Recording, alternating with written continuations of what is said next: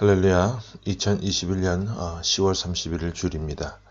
10월의 마지막 날이기도 하지만 오늘도 마태복음 28장 드디어 마지막 강해 시간이 되었습니다. 페이지 수로 신약성경 52쪽이 되겠고요. 오늘은 16절부터 20절 말씀을 본문으로 삼아서 고난 이후에 영광이 있습니다.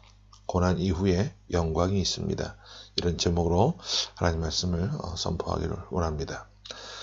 다음 주부터는 이제 마태복음 이후에 누가복음 말씀을 차례로 또 준비해서 말씀을 나눌 예정이니까요. 한 장씩 미리 읽어보시면 참 좋을 것 같습니다. 동화 중에 청개구리 이야기라고 하는 그런 동화가 있습니다.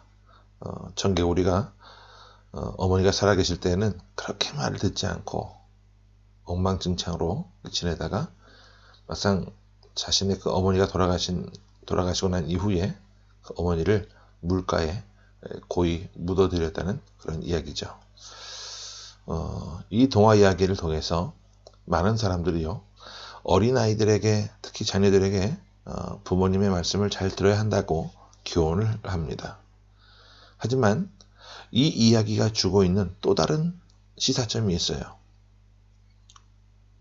그것은 뭐냐 하면 그 당시의 사회, 그리고 오늘 우리 인간 사회가 중요하게 여기는 사안이 하나 있는데, 그것은 바로 유언이라고 하는 거예요. 유언. 사람이 숨을 거두기 전에 마지막으로 내뱉는 어떤 귀한 의미가 있는 말씀들을 사람들은 이런 유언들에 대해서 무겁게 받아들인다는 겁니다. 우리는 청개구리 이야기를 듣고 어떻게 이럴 수 있느냐라고 생각하지만 우리 모든 사람들은 청개구리 같은 사람들이에요. 부모님 살아계실 때, 그리고 사랑하는 사람이 항상 우리 곁에 있을 때는 그 말의 무게가 얼마나 무겁고 중요한지 깨닫지 못하고 살아가다가 세상을 떠난 이후에 비로소 그 말의 무게를 실감하고 절감하며 살고 있다는 것이죠. 그래서 사람들은 마지막 말이라도 잘 지키려고 또 노력하고 애를 쓰고 무겁게 붙잡으려고 합니다. 이처럼 사람이 남긴 마지막 말이라도 이렇게 무겁게 느껴지고 여겨지는데, 우리 주님께서 승천하시면서 이 땅에서 남기신 마지막 말씀이야 말해서 무엇하겠어요?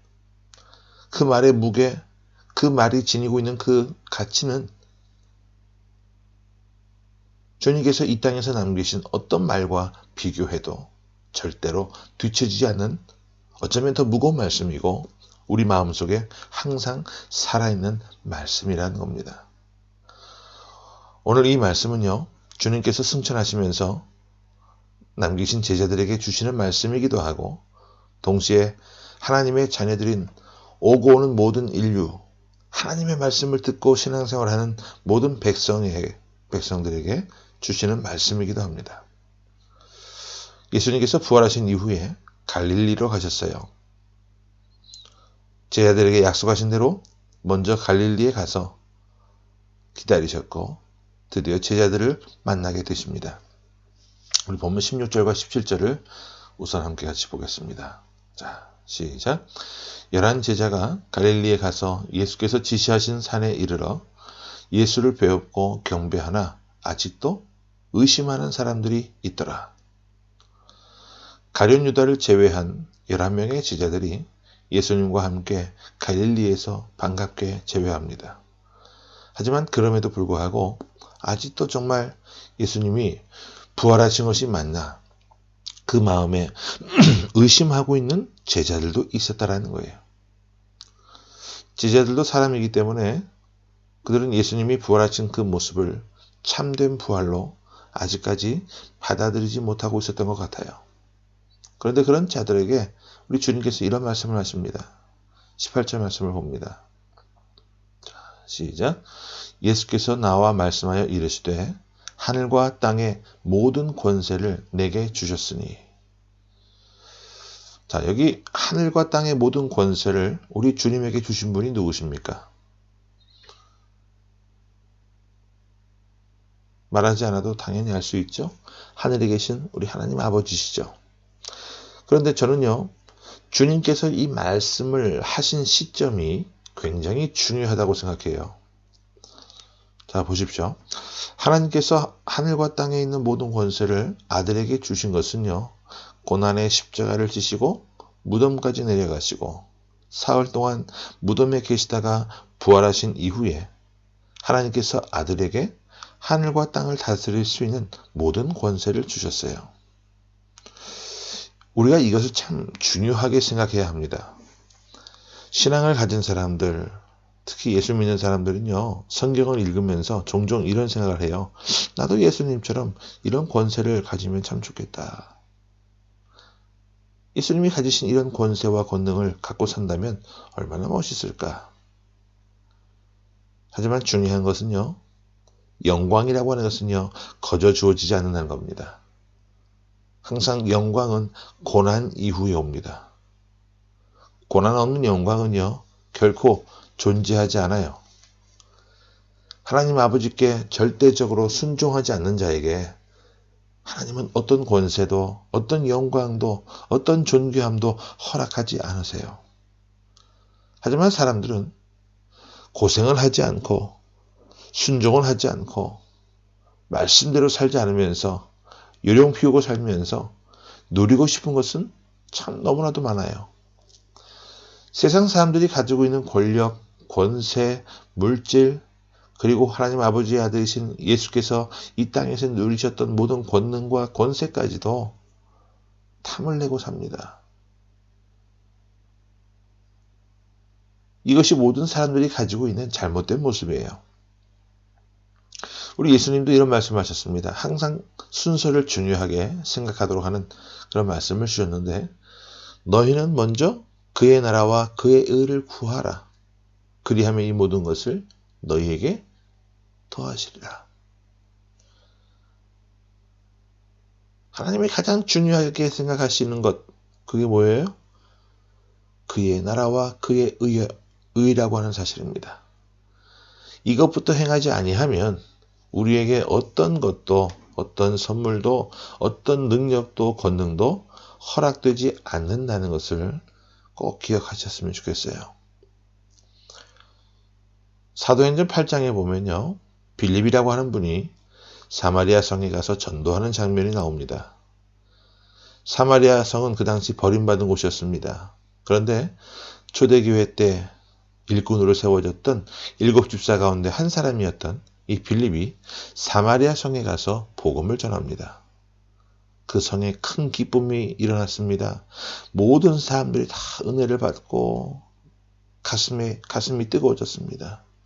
그래서 그 소식을 듣고 예루살렘 교회에서 베드로와 요한이 직접 와서 사마리아 성의 변화되는 모습을 지켜보았습니다.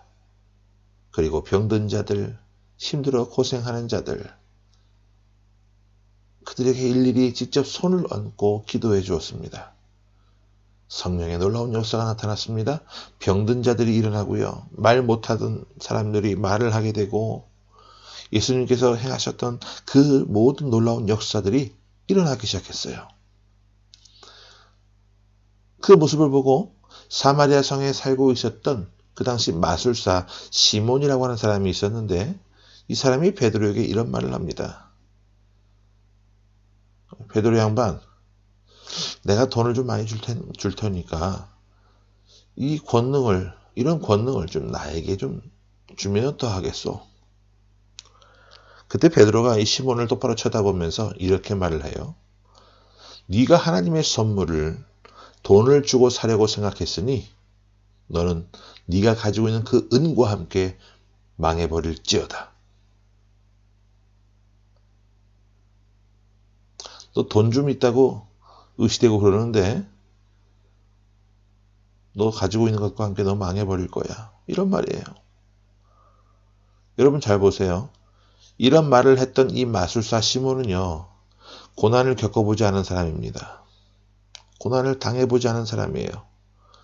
그는 어떤 일도 주님을 위해서 핍박을 받거나 어려운 일을 경험하거나 헌신을 해본 적이 없고, 또한 그의 나라와 그의 의를 위해서 단 한 번도 인생을 살아내 본 적이 없는 사람입니다. 돈을 주고 하나님의 선물을, 하늘과 땅의 권세와 권능을 사려고 했던 어리석은 사람이었어요. 하지만 베드로와 요한은 어떠합니까? 주님과 함께 동고동락하며 고난당하고 어려운 일들을 모두 겪어냈던 사람들이에요. 여러분, 하늘과 땅의 모든 권세는 결코 공짜로 주어지지 않습니다. 하나님께서 예수님에게도 하늘과 땅의 모든 권세를 십자가 이후에 주셨던 것처럼 오늘 우리에게도 이런 권능과 권세는 순종 이후에 주시는 능력임을 꼭 기억하시기 바랍니다. 우리 계속해서 19절 말씀을 함께 보겠습니다. 자, 시작. 그러므로 너희는 가서 모든 민족을 제자로 삼아 아버지와 아들과 성령의 이름으로 세례를 베풀고. 자, 권세를 받은 사람이요, 그 다음으로 행해야 될 일을 말씀해 주고 있는데, 이제 곧 제자들은 성령의 은혜를 받게 될 겁니다. 성령을 받으면 그들이 해야 될 일은 오직 한 가지예요. 가는 거예요. 머물러 있는 것이 아니라 가는 거예요. 성령 받은 사람의 가장 중요한 의무는 뭐냐? 자리를 박차고 나가는 겁니다. 우리는 흔히 생각하기를 내가 하늘과 땅의 모든 권세를 가지면 그 자리에 머물러 앉아서 권세를 누리고 권세를 부리고 사람들을 부리는 것으로 생각해요.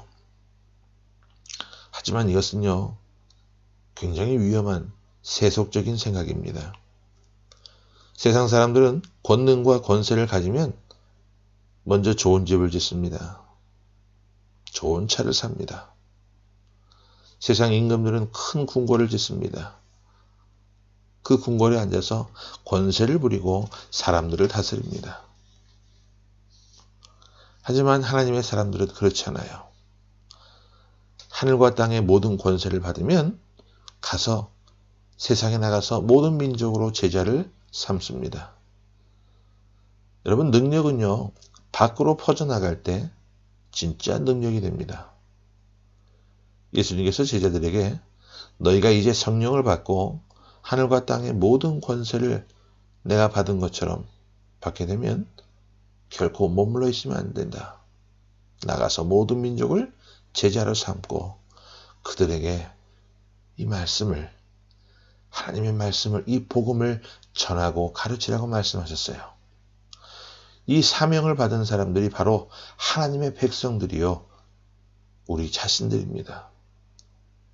예수님께서 이 귀한 말씀을 이 땅에서 남기신 유언과 같은 마지막 말씀으로 하셨습니다. 그러므로 교회 공동체도요, 주님의 뜻을 이루어 드리는 그런 곳이 되어야 합니다. 교회 공동체는 말씀을 받고 난 이후에 그대로 머물러 있으면 안 되고 그 능력의 말씀을, 은혜 받은 말씀을 가지고 바깥으로 나가야 한다는 거예요. 이웃에게, 내가 알고 있는 또 다른 사랑하는 사람들에게, 주님을 알지 못하는 사람들에게, 낙심한 사람들에게, 세상 물정 모르고 이리저리 방황하는 사람들에게, 한때는 신앙생활 좀 한다고 했던 사람들, 기분 따라 이리저리 휘둘리는 그런 사람들에게 가서 말씀을 전해야 한다는 거예요. 여러분, 교회가 타락하는 이유가 있습니다. 그것은 뭐냐 하면요, 교회가 움츠러들고 모으려고만 하기 때문에 그래요. 물질도 모으고 사람들도 모으는 것, 많이 모으려고 하는 것, 저는 이것이 주님의 뜻이라고 보지 않습니다. 내보내는 것, 흘려보내는 것이 주님의 뜻이라는 거예요. 저는 이것이 주님의 뜻이라고 확고부동하게 믿습니다. 그래서 우리 교회 재정이요, 여유분이 없어요. 늘 1년 예상 예산 세워보면 세우는 것도 특별히 세울 수도 없지만 임대료 빼보고 하면 없어요. 하지만 그 와중에도 모아서 절기 헌금은 모두 흘려보내고 다가오는 추수감사절도 이제 흘려보낼 대상자를 정했습니다. 왜 이렇게 할까요? 흘려보내는 것이 주님의 뜻임을 알기에, 또 흘려보낼 때 주님께서 새로운 또 다른 은혜를 주시는 것을, 채워주시는 것을 경험했기에 감당하는 거예요. 주님께서 많은 사람들을 성령을 주시고 은혜를 베풀어 주시고 권세와 권능을 주셔서 가서 모든 민족으로 제자를 삼으라고 하신 이 말씀 꼭 기억하시기를 간절히 바랍니다. 우리 20절 보고 정리합니다. 본문 20절이에요. 시작. 내가 너희에게 분부한 모든 것을 가르쳐 지키게 하라. 볼지어다 내가 세상 끝날까지 너희와 항상 함께 있으리라 하시니라. 예수님께서 제자들에게 3년 동안 부지런히 가르쳐 주셨어요. 천국 진리를 말씀하시고 여러 가지 비유를 통해 하나님 나라를 깨닫게 하시고 가르쳐 주셨습니다. 그렇게 가르쳐 주신 이유가 있어요. 내가 너희에게 분부한 모든 것을 너희도 가서 세례를 베풀고 수많은 사람들에게 가르치고 지키게 하라고 가르치신 거예요. 우리가 하나님 말씀을 듣고 배우고 하나님의 말씀을 깨닫고 묵상하는 이유는 나 하나로 끝내라고 주님께서 가르치시는 것이 아닙니다. 배운 말씀을 그대로 주변 사람들에게 가르치고 전하고 선포해야 됩니다. 어떤 사람들은 이렇게 이야기합니다. 저는 입술이 둔한 사람입니다. 그런 제가 어떻게 가르칠 수 있겠습니까? 아니요. 사람들에게 가르치는 건 입으로만 하는 게 아닙니다. 행위로, 삶으로, 몸짓으로, 눈빛으로 얼마든지 가르칠 수 있어요. 예수님의 행위를 배운 그대로 행하면 되는 거예요. 사랑을 전하고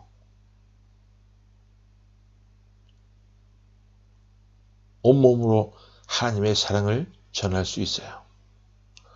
주님께서 말씀하시는 것, 입으로 가르치라는 것이 아니라 우리의 전 존재로, 전 인격으로 주님 말씀을 전하고 가르치라는 겁니다.